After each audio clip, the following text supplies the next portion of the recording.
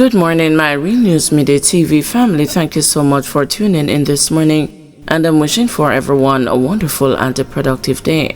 And in the news this morning, decomposed body found in Trelawny, believed to be missing motorcyclist. The Trelawny police say they suspect that a man whose decomposed body was discovered in bushes near a roadside in Duncan's on Sunday may have died in a motorcycle crash nearly 2 weeks ago. Investigators believe the man was thrown from his motorcycle during the incident and landed in the thick vegetation where his body remained unnoticed until the recent discovery. The deceased has been identified as 44-year-old Tristan Jones of Wakefield Drive, Falmouth. Jones was reported missing since Thursday, April 3, after attending a week in Duncan's. His motorcycle was found in close proximity to his body. 60-year-old charged for assault after early morning fist fight. A 60-year-old man has been charged by police after getting into a fight at his neighbor's house. Lawmen charged Lloyd Green, a businessman of Daniel Circle, Portmore, St. Catherine, with assault occasioning bodily harm and malicious destruction of property following an incident on Sunday.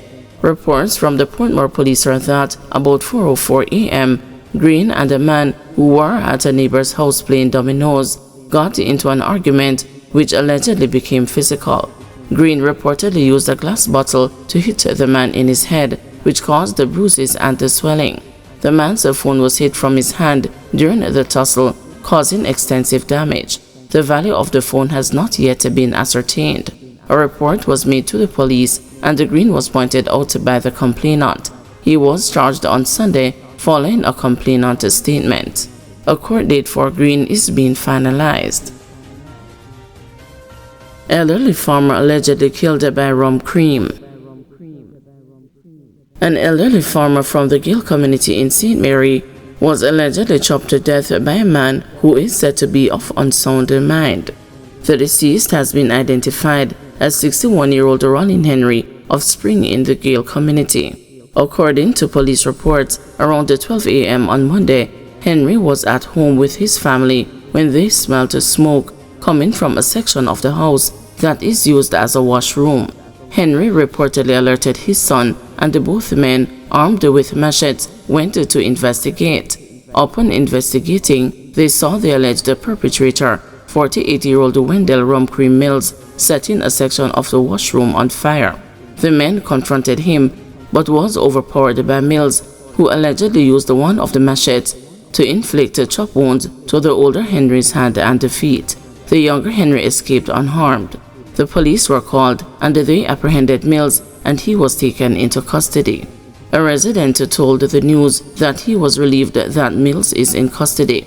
"Boy, I'm glad, cause him a nuisance in the community. Just trouble him giving at the place," said the resident. Mills is said to have attempted to burn down another resident's house a few weeks ago, but his attempt failed when the homeowner and residents were alerted early. At the time of the incident, Mills is said to be receiving treatment for his medical condition. Man in custody during Deane beating points out cops on trial as police who monitor the cell block. A man who was in custody at the time of Deane's death in 2014 pointed out the 3 cops charged with Deane's death as police personnel who would make regular checkups on the cell block. The man who was convicted of a crime is the Crown's 8th witness to take the stand for the trial of the 3 cops in the Westmoreland Circuit Court, which continued on Monday.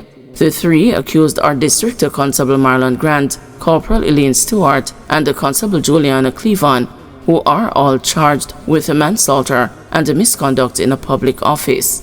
During his testimony in chief, the witness not only pointed out Stewart as the woman sitting in the prisoner's dock in a red and white top, but called her by name. On the other hand, while he did not call the names of Grant, sitting in the prisoner's dock in a black shirt, and Cleavon, sitting behind Grant in the prisoner's dock, he gave their aliases. He referred to Grant as a short man and Cleavon as Indian, based on what he heard their colleagues called them. The allegations in the case are that Deane was arrested for possession of a ganja spliff and placed in custody, where he was brutally beaten on August 3, 2014.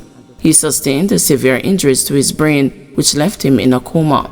He died 3 days later at Cornwall Regional Hospital in St. James. It is alleged that the 3 cops were on duty at the police station when Deane was beaten.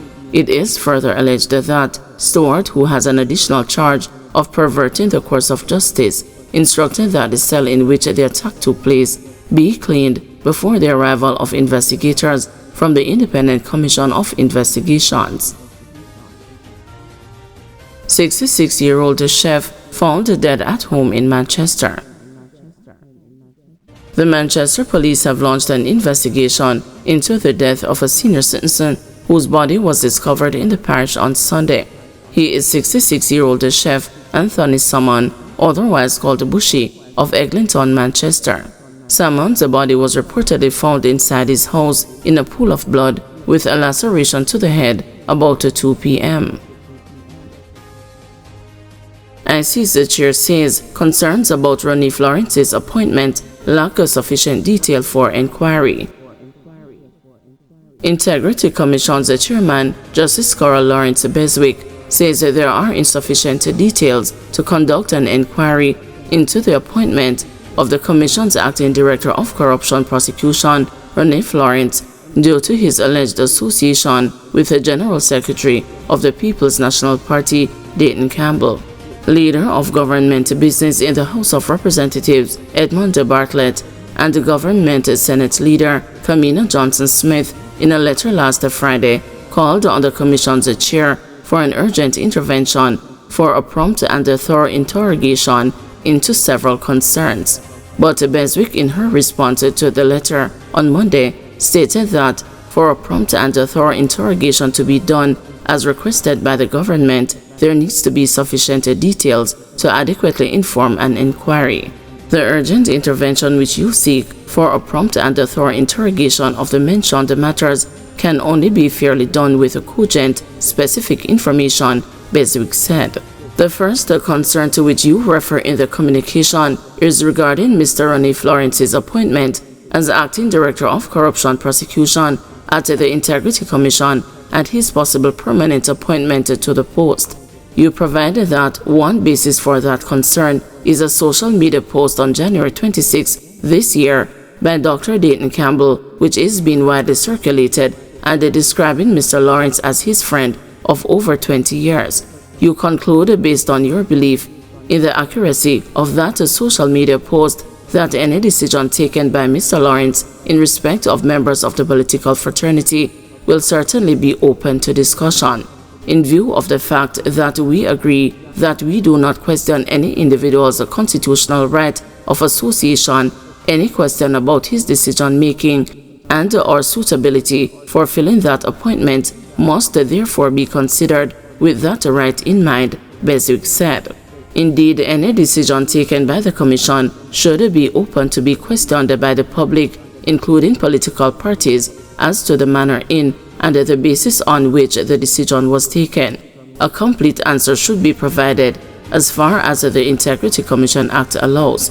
No doubt your parliamentary colleagues will recall that it was your good selves who placed certain restrictions on what can lawfully be revealed by the Commission, stating at Section 56 of the Integrity Commission Act that a person concerned in the administration of this Act, she continued. She stressed that actions of the Integrity Commission which cause you, or indeed the general public, concern will receive the urgent attention of the Commission, provided that the Commission is given cogent and unequivocal information on which it can rely. Further, Beswick noted that the answers to the questions raised as to whether the former corruption prosecution director in fact came under pressure due to her lawful decision, from whence did that pressure emanate, and the extent to which that alleged pressure may have contributed to her not seeking renewal in the post, despite her being widely known to be of excellent repute in the conduct of her profession to date, would be require the input of the former corruption prosecution director herself, whose 5-year statutory term of office with the Commission has already ended. My attention has not been brought to any complaint or even comment made by her either to the Commission or to any other entity concerning the questions you ask to be interrogated, she added. Guys, thanks for watching. Please join us this afternoon at 2 p.m. for another news update.